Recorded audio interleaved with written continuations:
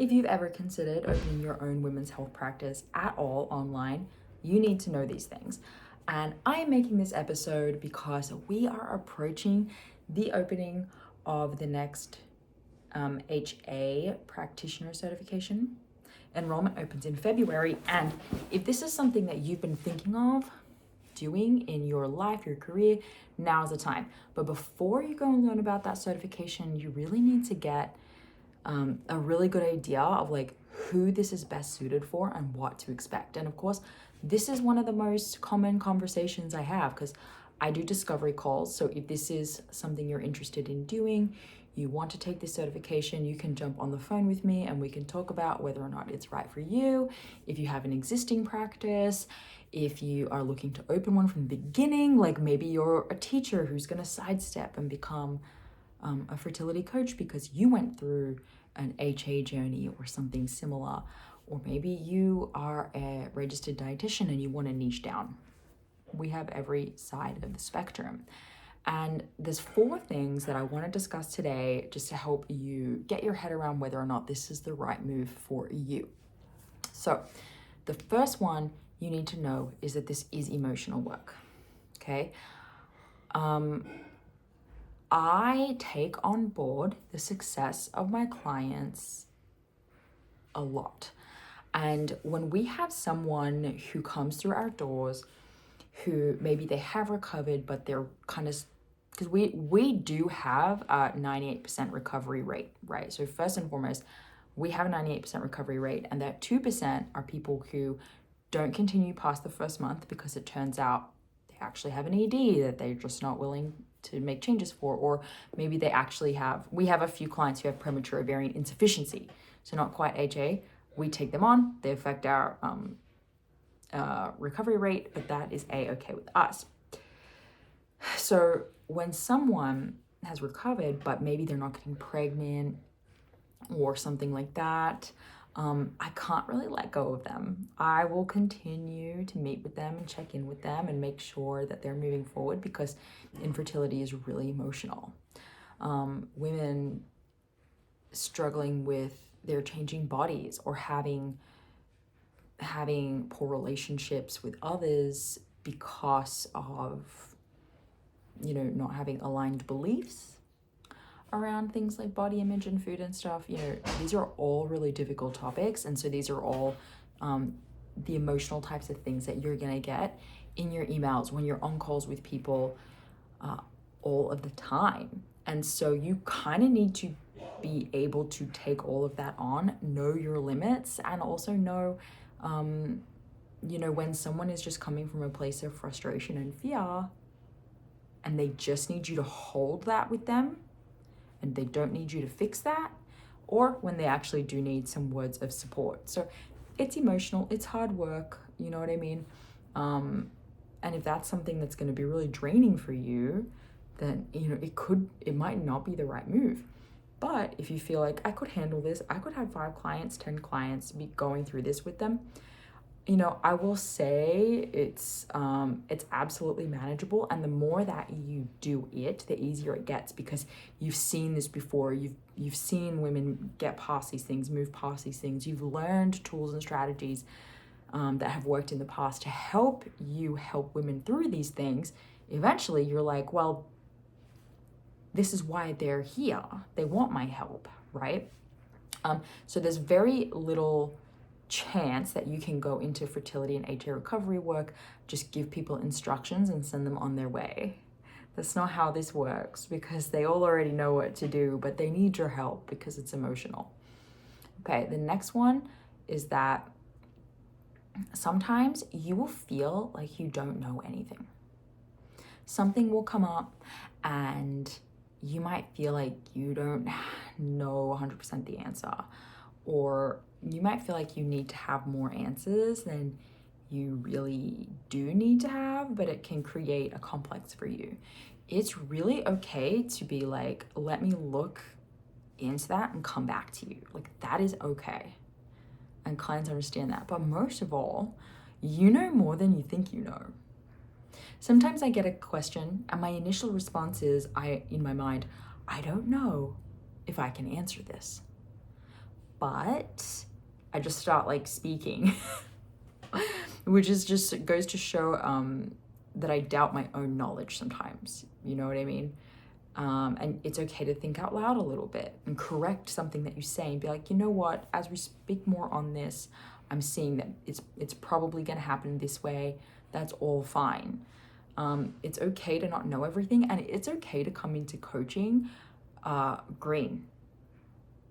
You'll probably just charge accordingly, start getting people success, and increase your price, and so on and so forth. That is exactly what we did in our practice. It's absolutely that way. And you'll be like 1 year, 2 years, 3 years down the track, and you'll be like, whoa, I am a day and night different coach. Back then, and like I really didn't know it very much back then, but now you do. So the learning really compounds and the confidence really compounds, and I don't feel like I need to know every single thing. I just feel like I need to know where to look for the information. So you will feel that way. So if your whole thing is like, I'm gonna wait till I feel more confident, that's never gonna happen, but you will feel more confident as you go. The third one that I want you to know is that a client's resistance to your recommendations says nothing about you, right? So you will get clients who are resistant, and it's like, well, but you hired me, so why aren't you listening to what I'm telling you to do? It's fascinating, but that is the very nature of this work, fertility work, recovery work, specifically around hypothalamic amenorrhea, and you guys know why. I don't even need to tell you. There is not an expectation that they come into your program, your coaching work with them, and you just know how to change their mind. Their resistance is often a part of the process. We're having a team meeting this week or something like that, and Mishi mentioned she had a client that she finally had a breakthrough with who was resistant. And suddenly, something happened. They had all these conversations, like hitting the wall.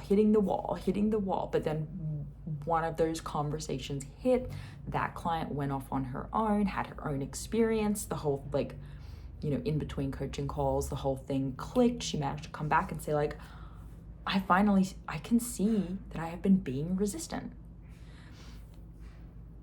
If clients weren't dealing with resistance, you wouldn't have a problem.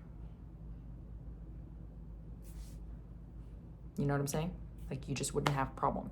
So I want you to know that. I want you to take that on board, that it's totally expected that you're going to hit resistance, and your job is to be a brick wall that can absorb all of their resistance, but then present their resistance back to them. That is really important, that you don't just accept their resistance, but you also show them that they're being resistant. And that you guys who follow my YouTube channel, you see, I'm often answering questions and I'm like, well, this just sounds like resistance. And just so you know, you can't have your cake and eat it too. And you have expectations of this timeline that is totally arbitrary and unfair. And you have expectations about this and this because you saw so-and-so achieve this and this. And it's just like you're the only one creating the resistance.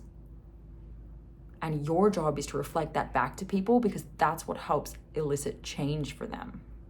Okay? And then the last one that goes hand in hand with all of this, and there is a key difference between number 3 and 4 here, but you cannot help people who do not want help, right? So there is a difference between these people and people who are really resistant, right? People who are resistant want help, but they need your help seeing blind spots.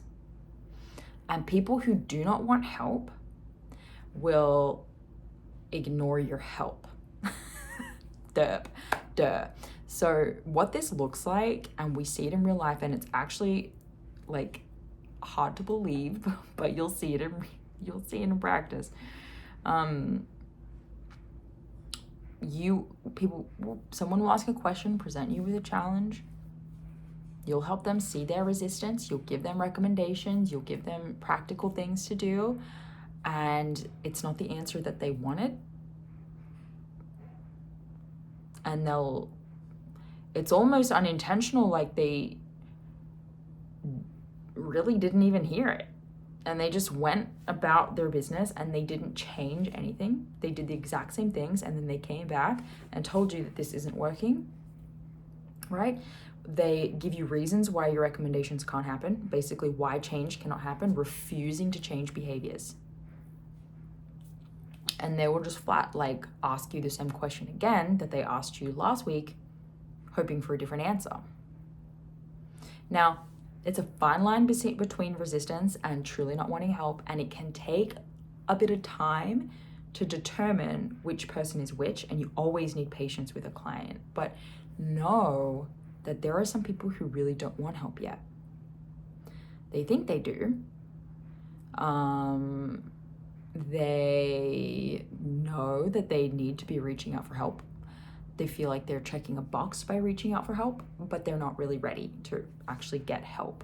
And so it's just really important that you know that if you can't help someone, it's okay to redirect them with kindness and let them know that when they are ready for help, you will be there. Because a lot of people have to deal with their relationship with food and body before they can really be dealing with their HA, but the HA is a lovely, comfortable distraction that lets them focus on that instead of the real problem at hand. But if they are not handling the real problem at hand,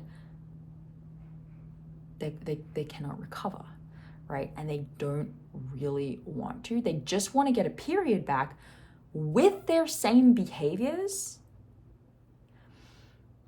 so that they don't have to acknowledge that there's a problem. But that's impossible. It's never going to happen. They're never going to be able to continue doing their behaviors and then one day have their body magically respond. So it's up to you if you're, as a coach, going to be there and listen, or if you're, wait for them to be ready, or if you're going to, stick it out and try to play a role in changing their mind and implementing those behaviors. That's up to you and the scope of your practice. But you have to know those things. So you have to know that it's emotional. You have to know that sometimes you will feel like you don't know anything, but you really, really do. And that the resistance that you come up against a client has nothing to do with you. It's a totally normal, natural part of the process. This is why they've hired you, because they're feeling resistance. So just expect it, be ready for it, and join them in that. And then lastly, remember that you cannot help someone who does not want to be helped. And that says nothing about you. It just is what it is. So I know this was a very specific episode that is not relevant to the vast majority of my audience, but if it is relevant to you and if becoming a practitioner is something you're interested in, please head to thehasociety.com/certification. Learn about our certification that opens for enrollment in March, early March. Put your name on the wait list if you want to have a conversation with me about whether or not it's right for you. You can book a call with me there, and I will see you guys soon. If you have any other comments or questions about anything with this, let us know in the comments below. Bye.